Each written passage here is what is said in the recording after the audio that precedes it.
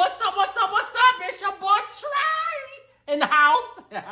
Like I always say, baby, let's get it. Whoop, whoop, ow!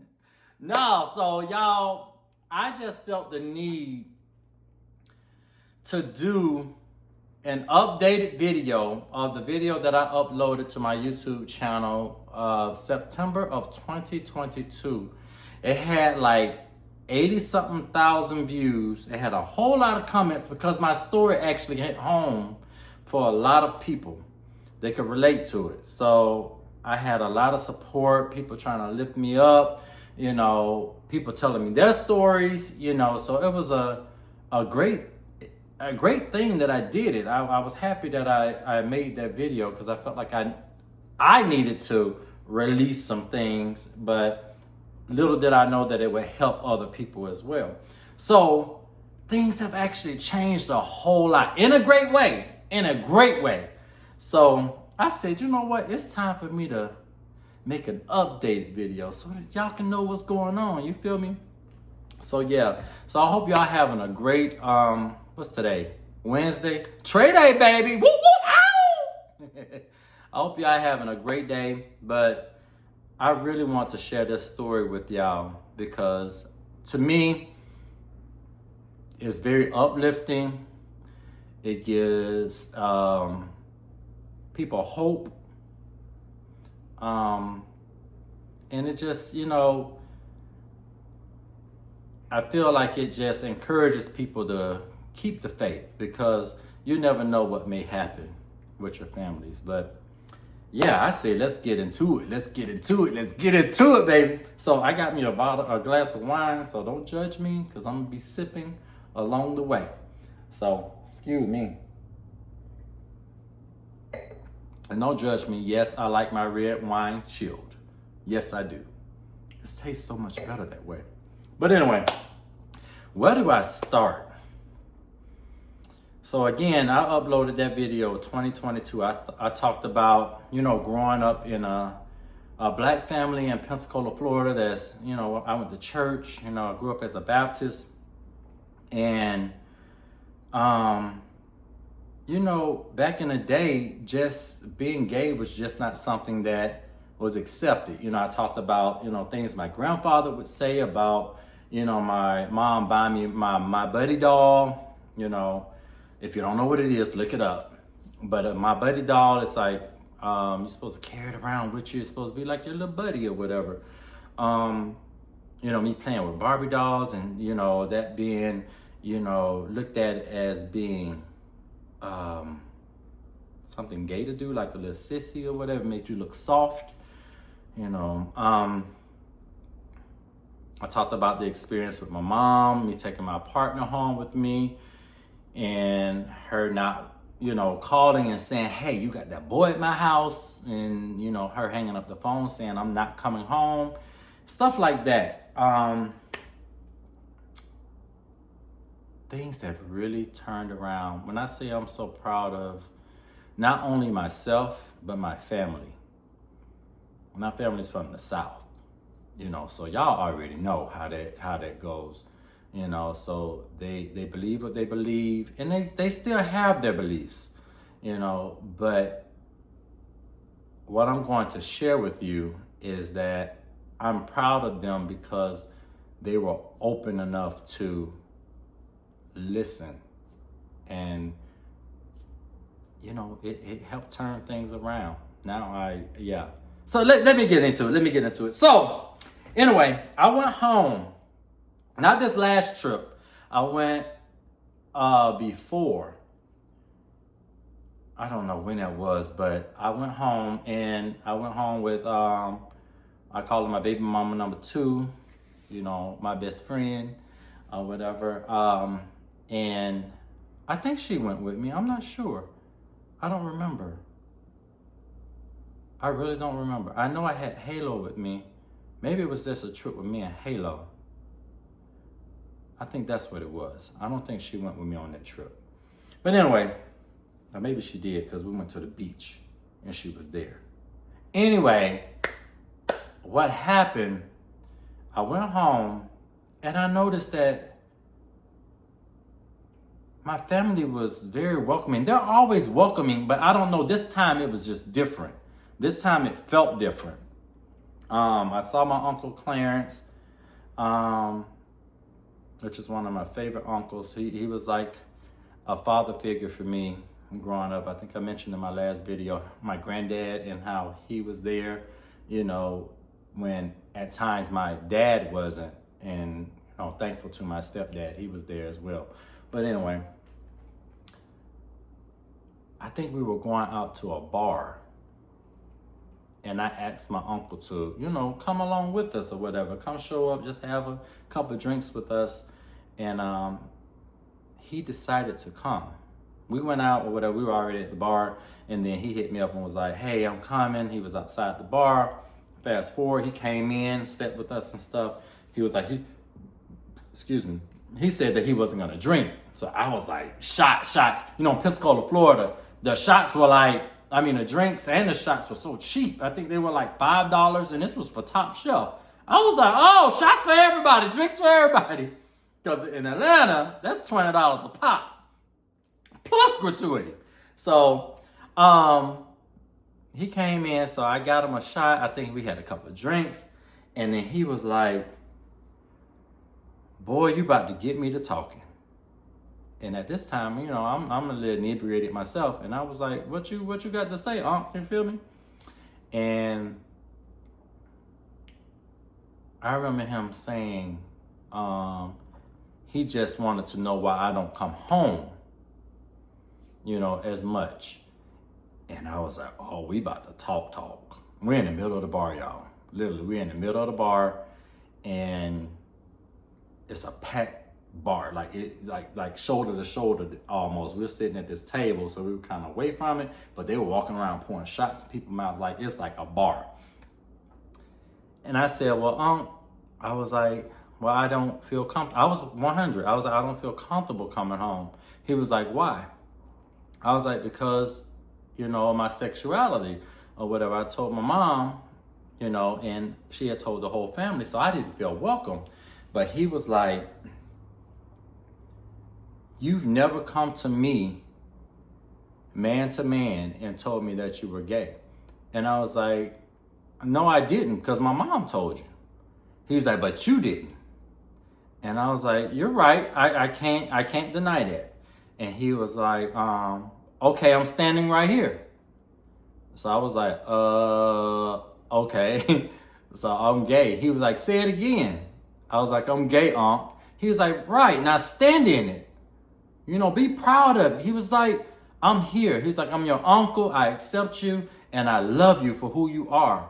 And I was like, wow, this was the first time we've ever talked like this. So I'm like, wow, okay. So we laughed, you know, we hugged. Actually, I think I shedded a tear. And I'm like, wow. So I'm like, my uncle, we're finally connecting on a different level where I can actually talk to him. So we went about our night. That was one thing. You know, my mom was very loving. She always is. It's just, I noticed it. I felt it. I felt the welcome that I hadn't been feeling in a long time. Hence the reason why I didn't like going home. So I think after I left, we had that conversation, me and my aunt. After I left, his son, my cousin, he was like, Tremaine, we talked on the phone. He was like, Tremaine, he was like, I hope you don't get mad at me. And I was like, mad at you about what? 1 second. He was like, mad at you about what? And I was like, well, he said, you know that video you made on YouTube? I was like, what video? He's talking about the video that I uploaded like in September of 2022 about my family. I said, yeah. He said, I showed it to, forgive me if I'm misquoting, you know, but he said, I showed it to the family. I don't know if that meant the entire family. I was like, oh my God. Like, I was raw in that video. I talked about my mom. And like I said, I never mean any disrespect, but I actually spoke my truth. I said a lot of stuff that I had never said to my family because I didn't feel comfortable saying it. I never felt that comfortable space to be able to share certain things with my family. And I was like, oh my God. I was like, well, who? He was like, your mama, his dad, like everybody had saw it. And I was like, that's what it was. Like, my family saw the video. You know, I talked about committing suicide, trying to commit suicide, stuff like that. I was like, wow, okay. So shortly after that, like, I had been talking to everybody on the phone once I got back home and everything. My mama, I was on the phone with her and she just started talking. My mama, she just started talking and you just got to go along with the conversation. But she was just like, yeah, I think she started off with saying how proud of me she was. And she don't know what she would do if I wasn't here anymore, stuff like that. And I was like, okay, mama. I was like, I'm right here. But she said, she just started talking about the video. Like, she didn't it was no introduction or nothing. She just started talking. She was just like, yeah, to know that you tried to take your life because of not being accepted. She was like, that hurt me. She was like, that hurt me to my core. She was like, I would prefer to be here, for you to be here and accept you for who you are. I don't have to agree with it, but I would prefer for you to be here and I love you for who you are than for you to be dead and gone. Y'all, when she said that, I was like, oh my God. And she broke down and she was like, she was so sorry.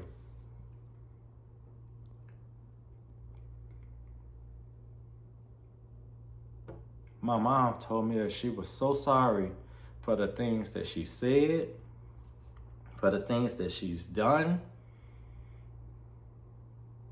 to hurt me. And she told me how much she loved me. I was bawling on that phone. You hear me? I was bawling. So I was like, and I told her, I was like, Mom, you know, I love you so much. You know, like, I understand the time that they grew up in was different, you know, and being from the South and stuff, you know, I understand the challenges that they were facing. But for my mom, for my family, my uncle, my mom, for them to come around and acknowledge these things, to me, that was huge. It's huge for my family, because when they feel away, and they still probably, like I said, feel the way that they felt before. However, they're showing me the love and accepting me for who I am. So it made me want to go back home. I was like, this is what I've been wanting for so long. And to finally hear my mom say that, hear my uncle, these are two of the closest people to me. My cousin, you know, my uncle. When I say my uncle, I'm talking about my mom's brother, and his son, CJ. I don't know if I should be saying their names, but yeah, they mean a really lot to me. So it made me want to go back home. And I said, I want to go for an extended amount of time, not just a weekend like I normally do. The fact that we're talking now, I'm like, I want to see what this is about. So fast forward, we just went on a family trip to Pensacola. Me, one of my best friends, Shar, my baby mama number 2, my boyfriend, and we took all 3 of our girls.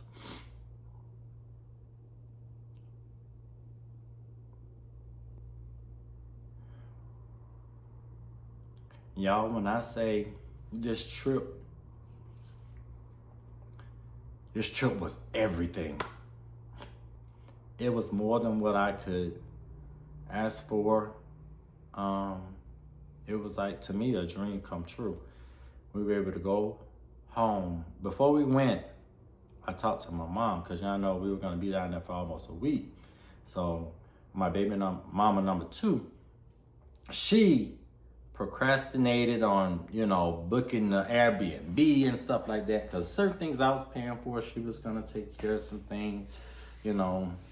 Me and Bae were working together, all that, we were working it out. So she waited till the last minute, so the Airbnb prices went up. And so out of nowhere, we started looking at different dates to see when we could book the Airbnb. So it was like, okay, if we book on this day, it's cheaper. If we only stay this amount of days, this amount, we were working it out. So my mom, I hit her up and I said, Mom, are you okay? Since we had talked, I said, are you okay with us staying with you a couple nights when we first get there, so that we can save a little money? And she paused and she said, y'all not sleeping in the same room? I said, Mama, I know that. I'm saying, and before I could get it out, because I was about to say, you don't like married people to sleep in the same room, so I already know you ain't gonna let me and Ty sleep in the same room. She said it. She was like, I don't even like married people to sleep in the same room. So I was like, I know, Mom. I was like, so are you saying yes, as long as we sleep in a different room? And my mama said yes. She was gonna let us stay with her. Again, she still has her beliefs. It's not taking nothing away from what she believes in, her religion, religious-wise. But she was accepting me for me and welcoming my family. Because to me, we're all family, but I've never felt that way. So she said yes. And it warmed my heart. I was like, wow. Wow. This is crazy. I'm so thankful. So as time got closer, I get a call from my cousin, and he was like, hey, Jermaine, I know, I was talking to my dad, and he was saying he sees that you're trying to come home, spend time with us. He wants to offer to get you, Ty and Shar a room, and the girls can possibly stay with your mom. He's like, just to give y'all some time alone so that y'all can go out and party, because my mom's still like, y'all ain't gonna be coming to my house at all times of night. We smoke hookah. She's like, she don't like all that stuff. So I was like, oh, really? So I talked to my aunt. My uncle stepped up. He was like, he sees that I'm trying, and he got us a room for the first few days. I'm just saying all this. I'm sharing like how my family has come around. Like, he got us the room. My girls, all 3 of them stayed with my mom. She even got her nephew, my sister's son, and then she also got my cousin's 2 girls. And so she had 6 kids in the house. She kept them for 2 or 3 days, and they got a chance to bond while we were in the room, and then we moved into our Airbnb. I got time to spend with my mom. We had a fish fry. All of us were there. Me, my boyfriend, Shar, all the girls, the family came over, my granddad came over, my uncle came over, my cousins. And I also wanted to go see a few other cousins. I saw my auntie, it was great seeing her. But my granddad came over, I wasn't able to talk to him the way I wanted to talk to him because my granddad's 89 years old now. My grandmother's husband, the one that passed, may she rest in peace. I wanted to talk to him one-on-one, but it wasn't the time. So when I went to see my aunt, then one of those days while we were there, he was over there. He had just had some dental work done. So he was over there, and I asked him, could we talk outside? And he said, absolutely. So we went outside, and I had a chance to express to him, because like in my last video, I told y'all about how he used to wake up on Saturday mornings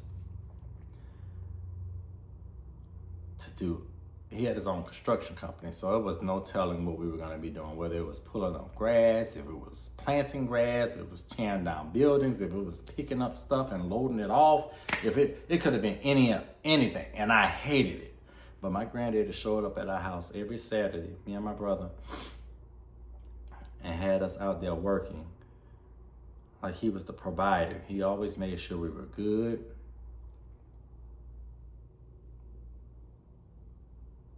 As my grandmother, that was the more of the nurturing, the nurturing type. She made sure emotionally that we were good. But my granddaddy always taught us how to be a man. So I had a chance to sit him down and tell him how thankful I was, or that I am.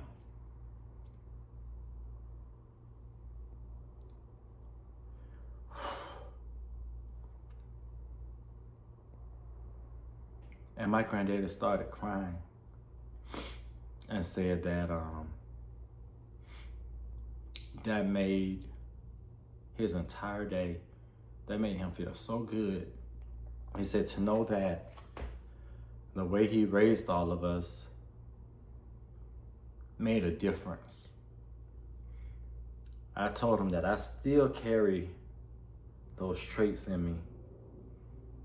I'm a hard worker.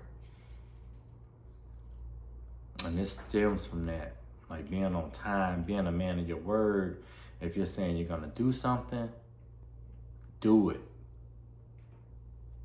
Like if you say, that's why I think I always wanna be on time, because my granddaddy was on time. You hear me? If he said he was gonna be at the house at 6, he was probably there at 5:45. I got a lot of that from the military too. And my granddad didn't play. You better be up and ready. So if you say you're gonna do something, do it. He taught me a lot. And I wanted him to know that I was thankful, and let him know that what he did made a difference. And he started crying and saying that he's 89 years old and he's glad to hear that, because he's not gonna be here too much longer. So I was glad that I was able to tell him that.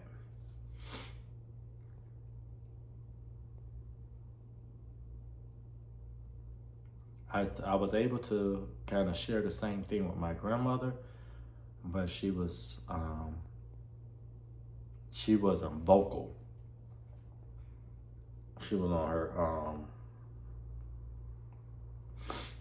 I don't even know what to call it. I don't want to call it a deathbed, but she was laid out on a hospital bed in the front room of the house. And I remember my auntie cleaning her, and I was talking to her. After she finished, I was holding her hand, and I expressed how I felt about her and how thankful I was for her and stuff like that. And I asked if she could hear me. I was like, just blink your eyes or something, to let me know that you understand. And she did just that. So I was able to do the same with her, but to be able to hear my grandfather express his gratitude and know that it made a difference in him. Like, not a difference, but he appreciated hearing it, because I've never told him that. I've never I never expressed that to my grandfather. So that family that my aunt speaks of a lot, I remember her telling me at my surprise graduation party from high school. From high school. I remember her telling me how we come from a big, strong family. We're there for one another. I started seeing those things. I'm seeing those things. We still have a ways to go.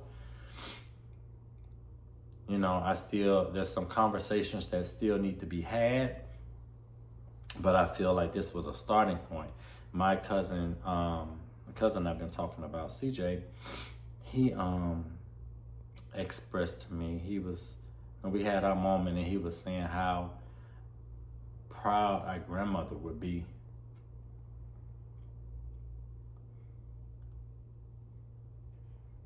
of all of this. Like, making that video in 2022, who would have known that it would have sparked conversation? And I'm thankful to him because he apologized to me because he felt like he overstepped by showing the video to family members. But no, I told him, thank you, because for the first time in my life, I actually want to go home. I want to go home. I want to be around my family. I want to continue to,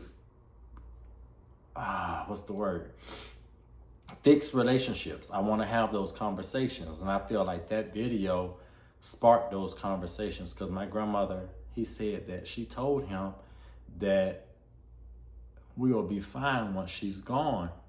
And he was like, no, we won't, because she was the glue that held us all together. She was.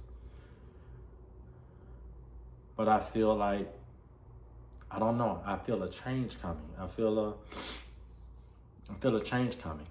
And I feel like I don't know, but I feel like I may be that change. If that makes sense. Like, because I want to go home, and I like bringing people together. I like us all to be together, you know, and I want us to start rebuilding those relationships that used to be there when my grandmother was alive.